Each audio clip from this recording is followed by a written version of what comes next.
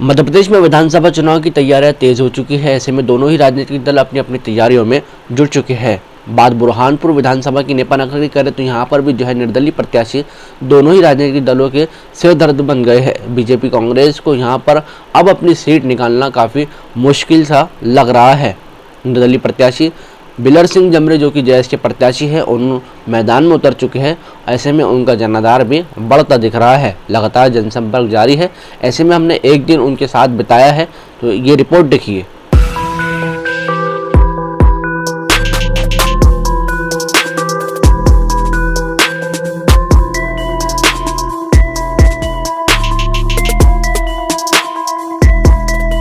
तो देखिए, अब हम जो है जमरे जी की जो रथ है, गाड़ी है, उसके अंदर हम बैठ चुके हैं। अब यहाँ से जो है का सफ़र है, इन्हीं से जानने था। अब यहाँ से कहाँ जाएंगे अपन? अभी हम यहाँ से हम ऑफिस से निकले हुए, हमारे ऑफिस से। हम हमारे जो संविधान के निर्माता है, जिन्होंने हमको बराबरी का अधिकार दिला है, एक नागरिक होने का जो अधिकार दिला है हमको, जो नागरिक को जो अधिकार मिलना चाहिए, पढ़ने लिखने और बोलने का अधिकार दिला है, ऐसे हमारे महामानव डॉक्टर भीमराव अम्बेडकर की मूर्ति के पास जाएंगे और उनको हम नमन करेंगे। और आज की हम जो दिन की जो शुरुआत है, आज का अभियान की शुरुआत है, हम वहीं से करेंगे। देखिए, भीमराव अम्बेडकर जी की मूर्ति के ऊपर जाकर जो है उनकी प्रतिमा पर माल्यार्पण करने वाले हैं।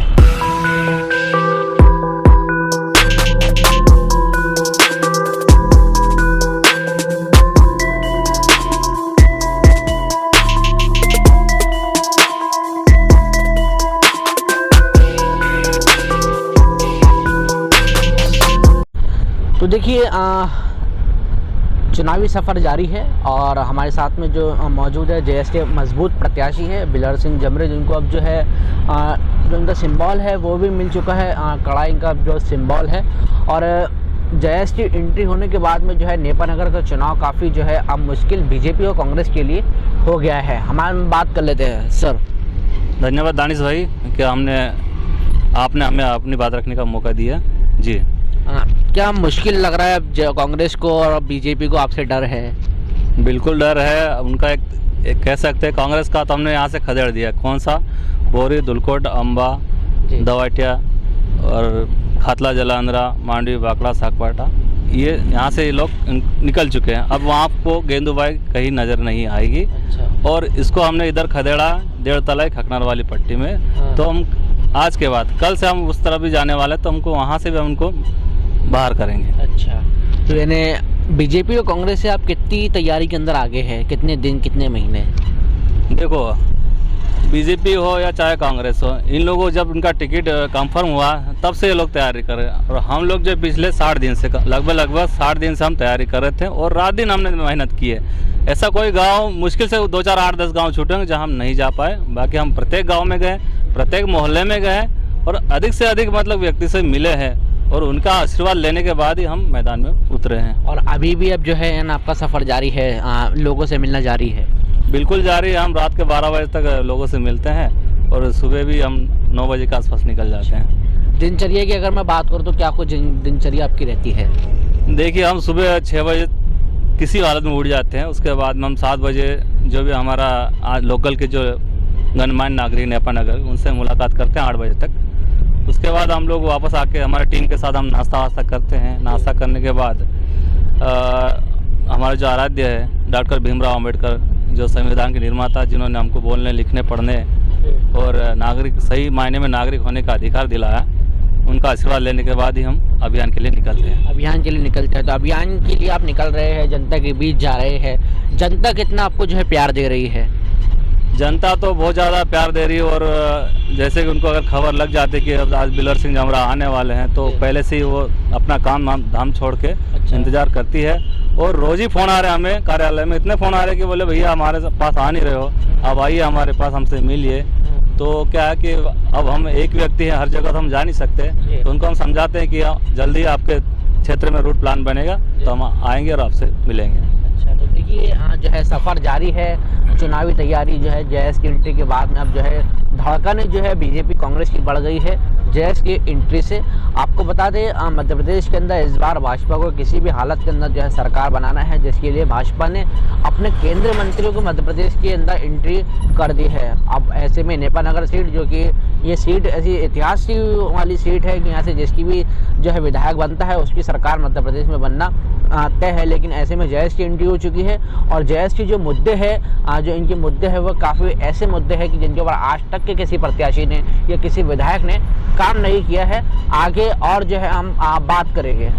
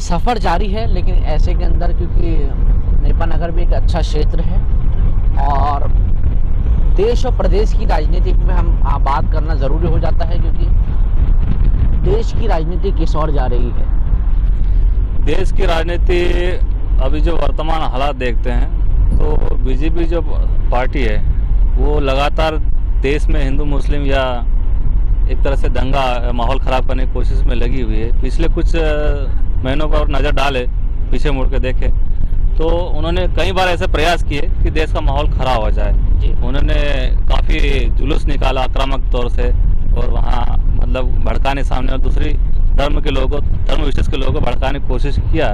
बाकी उस धर्म विशेष के लोगों ने काफ़ी सब्र रखा और देश का माहौल बिगड़ने नहीं दिया।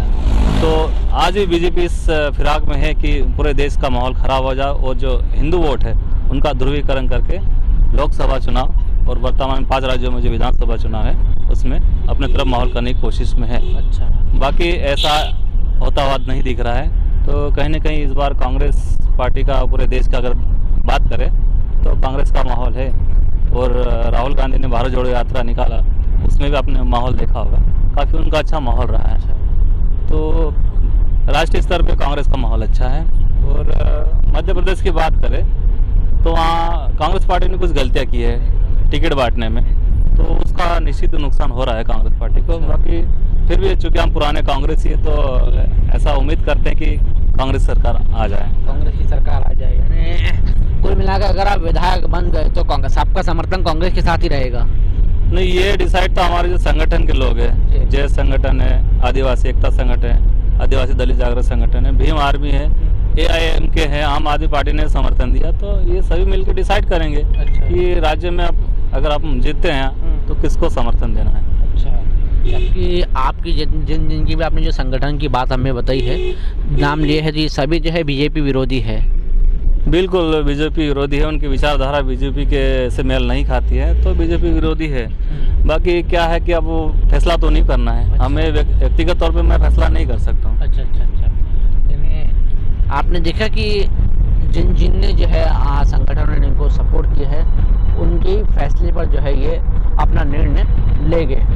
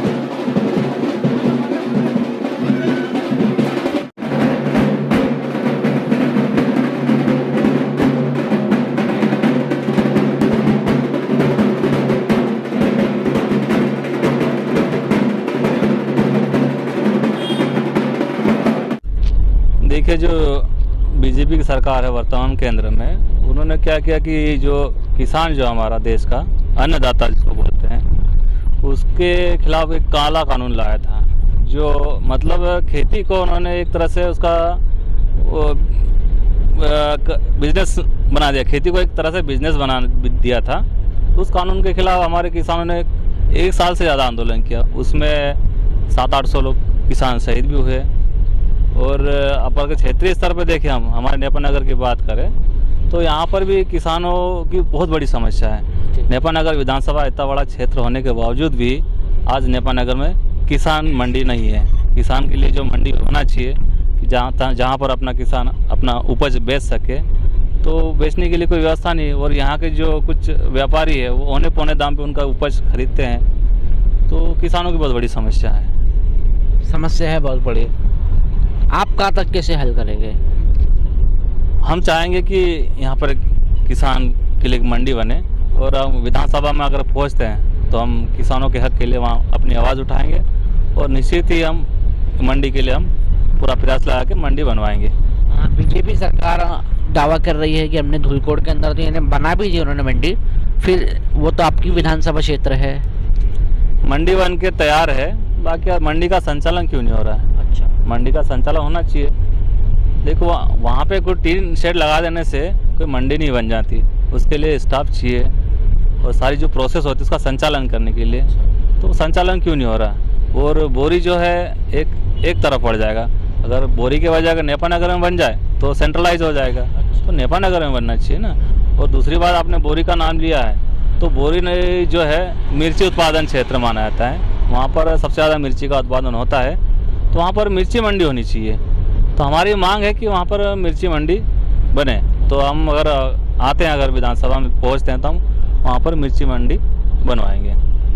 किसान, आपने देखा होगा कि किसान आत्महत्या कर रहे हैं। कल के दिन भी एक किसान ने जो है, युवा किसान ने आत्महत्या की। तो लगातार आप देखते हैं कि किसान आत्महत्या करके, तो ऐसा कोई आप प्रस्ताव पास करेंगे कि जो किसान ऐसे क्या है, जो वंचित रह जाते हैं योजनाओं से, कर्जे से, इसको लेकर ऐसा कोई आप बात करेंगे? निश्चित ही, पिछली बार कमलनाथ सरकार बनी थी तो भले ज़्यादा लंबी नहीं चली, तो उन्होंने जो अपना वादा किया था कि हम किसानों का कर्जा माफ़ करेंगे, तो बहुत से लोगों का कर्जा माफ़ भी हुआ है।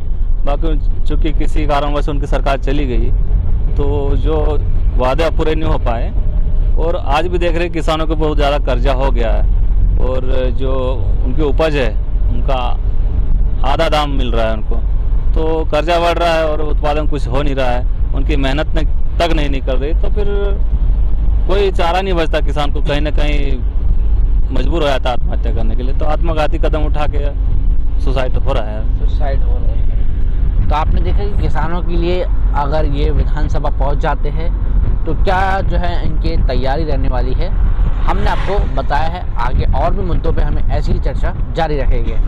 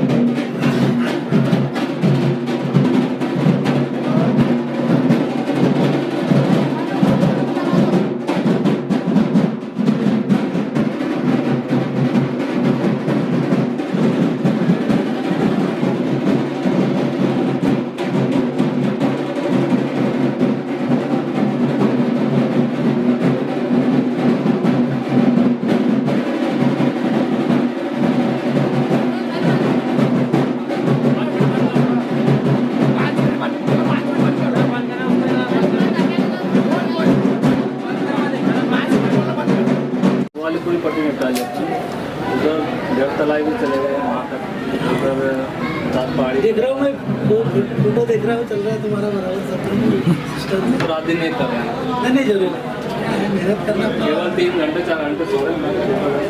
चलने पड़ता ना तो चलना ही पड़ता। और अपना क्षेत्रफल के हिसाब से अपना एरिया बहुत बड़ा है। अरे ये तो अच्छा हो गया फिर भी चिंगुट कट गया तो पागल हो जाता था। बराबर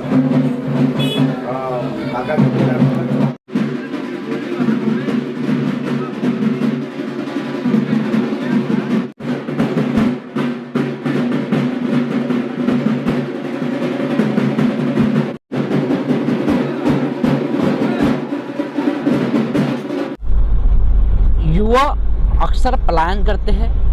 बात नेपा नगर की करें तो यहाँ पे एशिया की सबसे बड़ी पेपर मिल है, लेकिन धरातल पर हालात ये है कि यहाँ के स्थानीय युवाओं को, स्थानीय लोगों को रोज़गार ही नहीं मिल रहा है।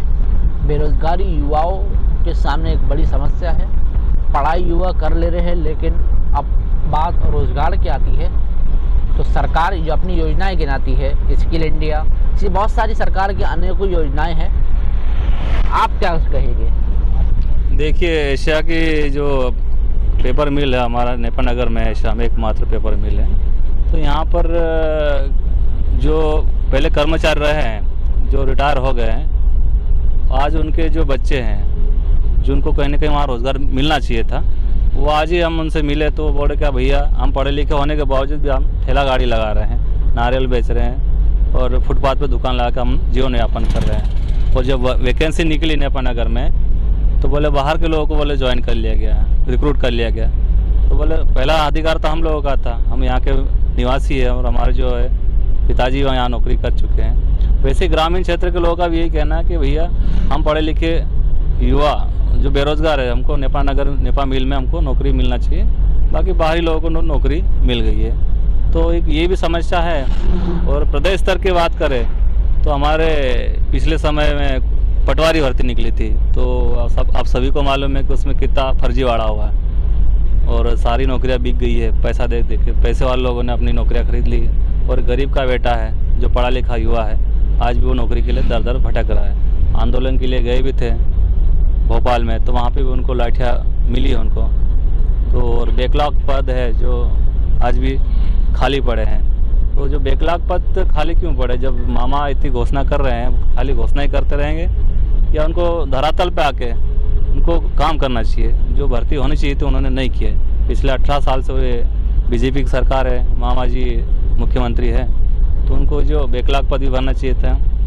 और जो भर्तियाँ निकली व्यापम हो या फिर अभी जो अभी पटवारी भर्ती है, शिक्षक भर्ती है, सारे के सारे उसमें फर्जीवाड़ा हुआ है। तो ये इस बार बहुत ही बीजेपी के खिलाफ माहौल ख़राब है, मतलब ये चीज़ें उसको नुकसान कर रही है। तो बीजेपी भी इस बार मुश्किल है बीजेपी के लिए इस बार सरकार बनाना, ऐसा बिल्कुल मुश्किल है। बाकी थोड़ी सी कांग्रेस ने गलतियाँ जो करी है, मैंने आपको पहले बताया कि टिकट बांटने में थोड़ी सी गड़बड़ी हुई है। बाकी फिर भी बीजेपी इस बार मुश्किल है, संभवतः नहीं आएगी बीजेपी। ये जो मामा जी महिलाओं को साथ रहे हैं, 1500 रुपये, 1000 रुपये, 3000 रुपये, ये सब देने की घोषणाएं कर रहे हैं, तो फिर ये इसका क्या? देखिए, 18 साल से मामा जी सरकार में हैं और चुनाव आने के 2 महीने 3 महीने पहले अगर 1000 रुपये बांट रहे हैं, तो जो एक ज़माने में चलता था कि चुनाव के समय नेता लोग पैसा बांटते थे, वोट खरीदते थे, पैसा दे के वोट खरीदते थे। तो इन लोगों ने क्या उसको लीगल कर दिया है कि उसको कानूनी रूप दे दिया कि मतलब आपके खाते में 1000 रुपये दे रहे हैं। अब चुनाव का टाइम आ गया तब यही बोल रहे हैं कि हम आपको 1000 रुपये दे रहे हैं हर महीने, आप हमें वोट दो। इस पर तो चुनाव आयोग को सख्ती से मतलब कार्रवाई करना चाहिए, क्योंकि 1000 रुपये दे के आप महिलाओं से वोट खरीद रहे हैं।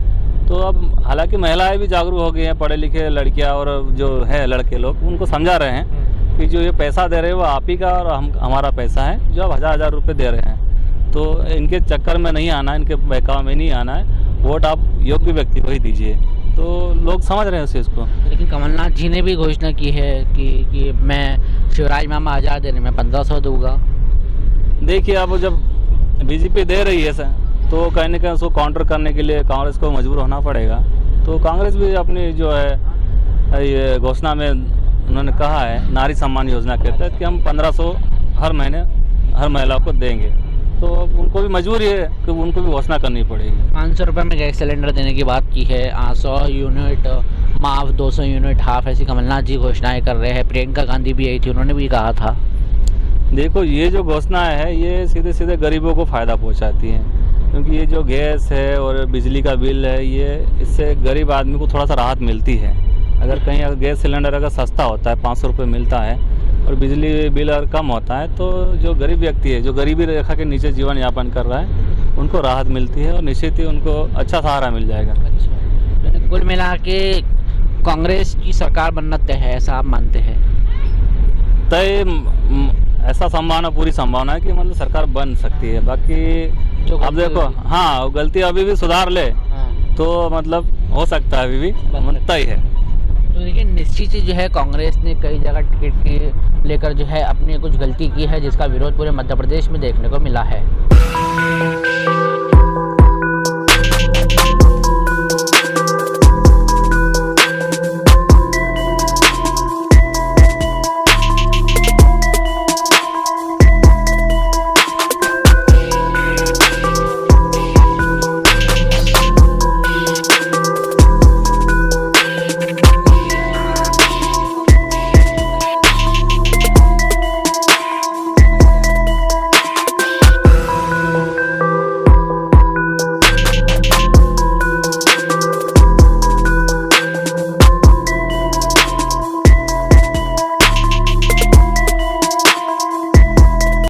केंद्र सड़क परिवहन मंत्री नितिन गडकरी दावा करते हैं कि हमने इंडिया की सड़कें अमेरिका से भी बेहतर कर दी है।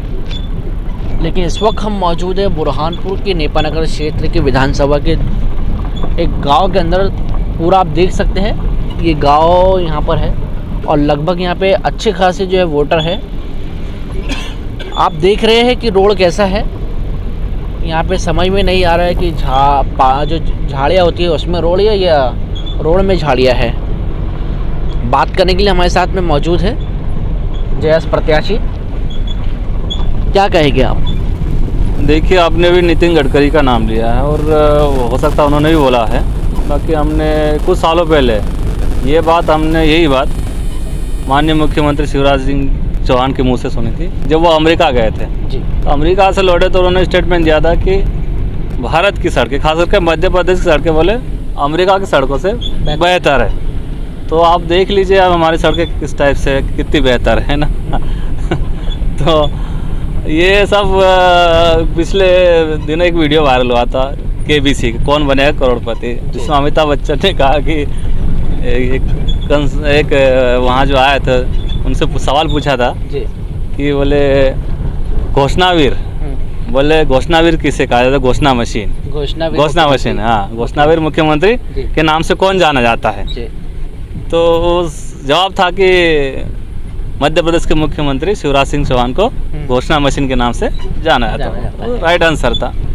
तो देख लीजिए आप, यहाँ घोषणा तो बहुत की है, बाकी रोड पे गड्ढे ही गड्ढे नजर आ रहे हैं। हम देख रहे कितने धीरे धीरे चल रहे हैं, जा नहीं पा रहे। लेकिन जनसंपर्क ने, MP जनसंपर्क ने कहा था कि वो वीडियो एडिटेड था।